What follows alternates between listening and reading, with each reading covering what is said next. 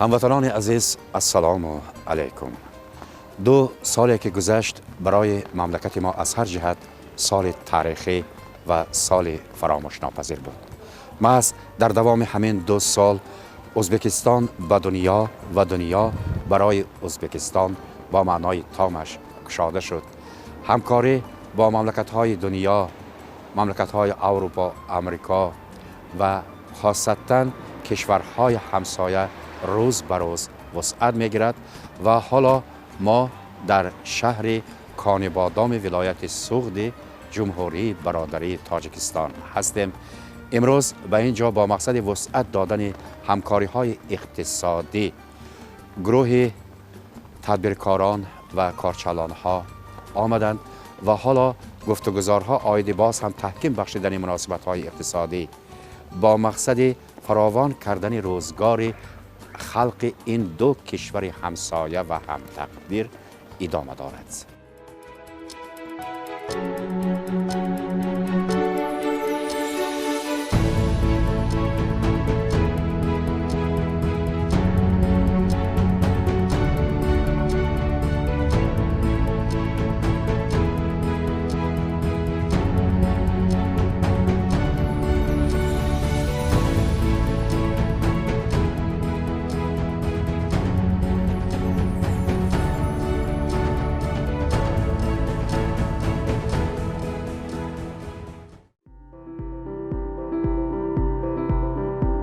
یک گروه صاحبکاران و راهبران کارخانه‌های بزرگ شهر و ناحیه‌ها تحت ریاست عضو سنت عالی مجلس مهمان شهر کانبادام ولایت سوغد تاجیکستان شدند.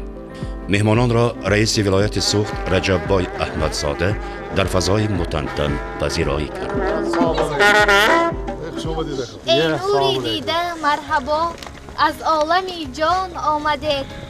عالی گوهر مهمانی ما با روحی پیمان آمدید. ما از ازل اندر ضمیر داریم مهری بی‌نظیر. خوش آمدید بر این مکان، پیوندی جان خوش آمدید. Qayyosin aylay bayon bu ikki xalqning tarixin. Totlidir boldan asaldan o'zbegim tojik bilan. Rahmat. خوش آمدید مهمانان عزیز. مهمانان به پایه مجسمه اسماعیل سامانی واقع در یکی از میدانهای شهر کانبادام گلچم برگذاشتند. بعد در کاخ وحدتی این شهر مراسم بررسی همکاری‌های بین صاحبکاران و راهبران کارخانه‌های 2 ولایت همسایه برگزار گردید.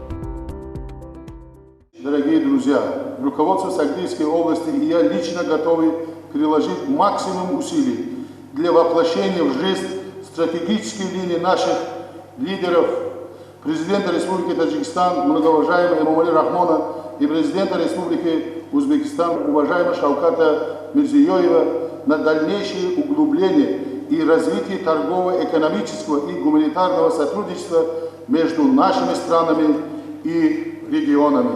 Надеюсь, что сегодняшняя встреча позволит нам сделать еще один уверенный шаг на пути эффективного сотрудничества.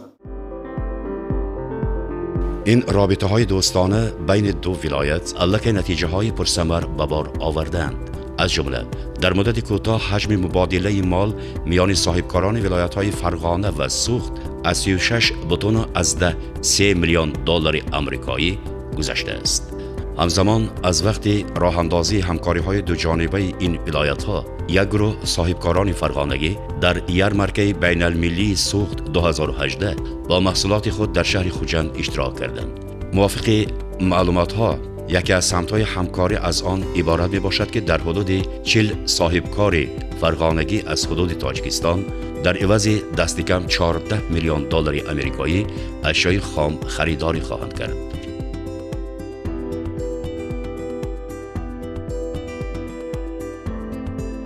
مناسبت ها بین تاجیکستان و ازبکستان و مرحله نو وارد شده است و در این مرحله باید بنا به طلب راهبران محترم هر 2 دولت کارهای عملی اجرا کرده شود. اکنون از تکلیف، از درخواست، از لایحه ها باید به فعالیت گذریم.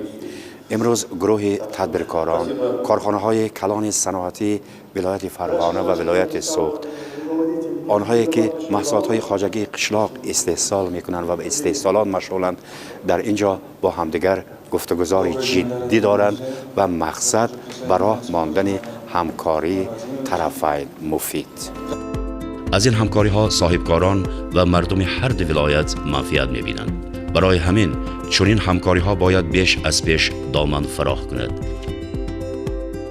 ما همسایه‌های خود ازبکستان و تاجیکستان همیشه رفتاری بزرگ میکنیم. تشکر از امروزه واخری گروه کارچلان ها، گروه تدبیرکاران که از ولایت فرغانه آمدند. چه انتظاری ها دارید؟ چه امید دارید؟ انتظار آن هستیم که ولایت فرغانه نهایت ساحه نساجی پیشرفته است و بافت اطلس ادرس. ما نظر داریم که با آنها همکار کرده استحصالات آنها رو پیشرفت استحصال آنها رو به تاجیکستان خود را مصادره کنیم. ما خلق تاجیک همیشه مهمان دوستیم، خرسندیم که مهمان نزدیک دوستی ما ازبکستان در سوی زمین ما هستند. ما از آن نهایت وحش داریم. سلامت باشد. وسعت مناسبت‌های اجتماعی و اقتصادی معنوی همچنین سیاسی، اقتصادی و تجارتی از عامل‌های میباشند که در تحکیم دوستی و رفاقتی بین این دو خلق نقش مؤثر خواهند بازید. این همکاری‌های عملی که از تکلیف‌ها علاقه به کار گذشته مبارک باشد. واخوری‌هایی که امروز گذشت مردم تاجیکستان به حد صاحبکاران تاجیکستان به حد خرسند شدند که این دو جمهوری که برادرانی که با هم همسایه هم دوست می باشند با یکدیگر رفت آمد همکاری دو جانبه میکنند. من به حد خرسند شدم. محیط سازگار سرمایه گذاری، محیط سازگار سیاسی برای همه ضرور است، اما برای تدبیرکاران بیشتر. برای دو برادرانی و هم همسایه دوست اهمیت جدی دارند. تشکر. از امروزه واخوری، از امروزه همکاری ما گفته میتوانیم که خلقهای ولایت سوخت و ولایت فرغانه با آینده نیک همکاری های اقتصادی امید بسته میتوانند.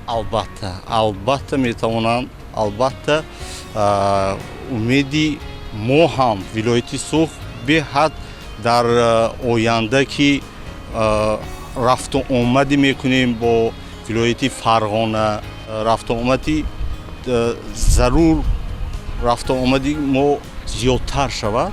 برای مردم جمهوری تاجیکستان به حد ضرور می باشد.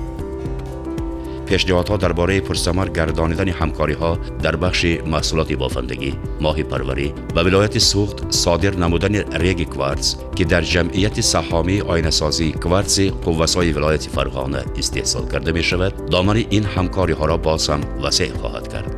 حاکم ولایت فرغانه شهرت غنیف توصیه داد که در میان صاحبکاران و تاجران دو کشور یک شورای هماهنگساز باید تأسیس یابد. همچنین افتتاح خانه سودا در شهرهای فرغانه و خوجند را نیز جنبه مهم در این ساحه میتوانیم ارزیابی کنیم. در سال 2019 برای انداختن تجارت محصولات ساختمانی، ابریشم، محصولات نفت و کیمیا، کارکرد فلزات و بلند برداشتن صادرات و واردات بین دو ولایت نیز در محور این کارها قرار داده می شوند.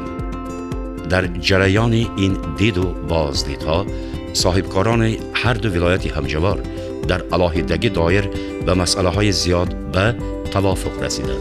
همچنین قرار است که در ولایت فرغانه پالات تجارتی صنعتی تاجیکستان فیلیال خود را تأسیس دهد.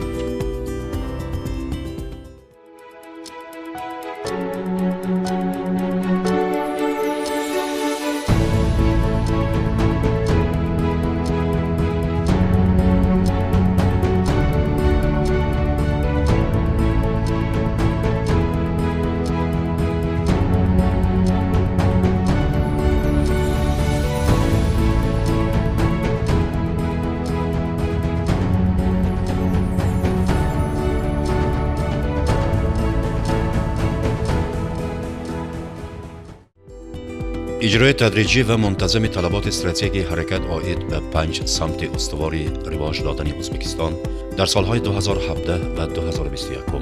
فرمان پرزیدنت ریسپوبلیک ازبکستان درباره چاره و تدبیرها عاید باز هم تکمیل دادن مناسبت‌های بین المللی و مستحکم نمودن علاقه‌های دوستانه با مملکت‌های خارجی در مملکت و منطقه مان بیش از پیش میوه‌های پربار می‌آورد. دوستی را جستجو داریم ما، از زمانی گفتگو داریم ما. دوستی خلق‌های تاجیک و ازبک یک ریشه قدیمی تاریخی دارد.